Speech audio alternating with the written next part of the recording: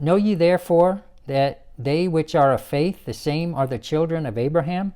And the scripture, foreseeing that God would justify the heathen through faith, preached before the gospel unto Abraham, saying, in thee shall all nations be blessed. So what God is saying in Genesis 12, and of course, Abraham being spiritually dead, he does not fully understand this like you and I are capable of, because Jesus has already come, died, and rose, and when we hear the gospel, we get that born-again spirit, which is a capacity to understand these things. So, but Abraham was told it, he understood it as best he could, and then we'll have to show another day how as you go through Abraham's life in Genesis 12 through 24, that Abraham is walking out this righteousness, and it's accounted righteousness.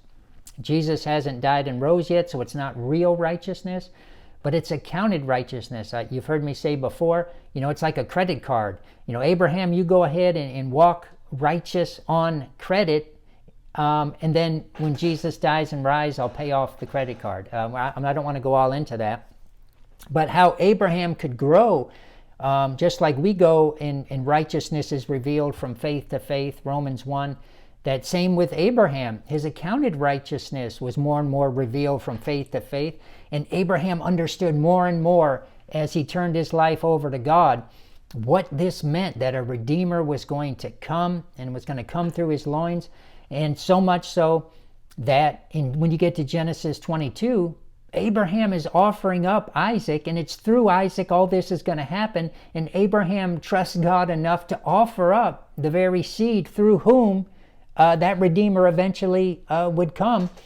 And Abraham trusts God so much that after that is done, God says, by myself I've sworn. And we're going to get to what all this means when he says, by myself I've sworn, because you obeyed my voice. And then he says, you've not held back your only son. Then he says, he doesn't say this time, in thee shall all the nations be blessed. And you can read this, Genesis 22. Read Genesis kind of 12 through 22. And he says, in thy seed shall all the nations be blessed. And so when Abraham was offering up Isaac and he trusted God, and of course God says, Abraham, whoa, don't do it. What does Abraham see? Abraham sees a ram caught in a thicket.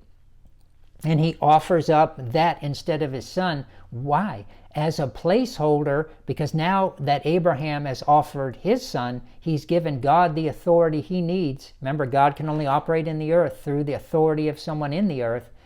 So Abraham offered his son. Now God's going to say, I'm offering my son. Now Abraham already knew a seed was coming, but now through his own walk with God, he sees it clear and clear.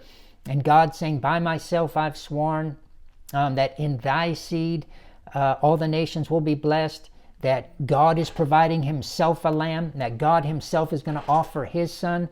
So the ram caught in the thicket was just the type and shadow of that day is coming. Abraham has given God the authority to get Jesus into the earth.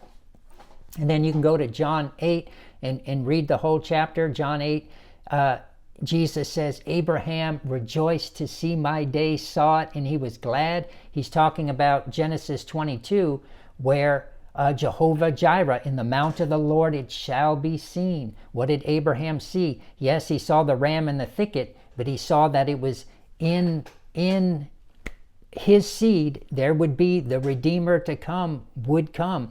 The ram offered him as a burnt offering, spilled the blood, type of Jesus. He saw Jesus' day. He saw ever so clearly that God was going to offer his son. That was the seed to come. The same seed he told Adam about. And then of course Cain kills Abel. Adam and Eve have Seth. Then they have Enos. Then men begin to call on the name of the Lord. And through Enos, all the way down, Canaan, Jared, I probably don't have these in order. Enoch, Methuselah, down to Noah. This promised seed to come. Abraham is seeing this so clear. And he sees Jesus' day, which Jesus comments on in John 8. Abraham rejoiced to see my day and saw it and was glad. Abraham gave God the authority to get Jesus into the earth.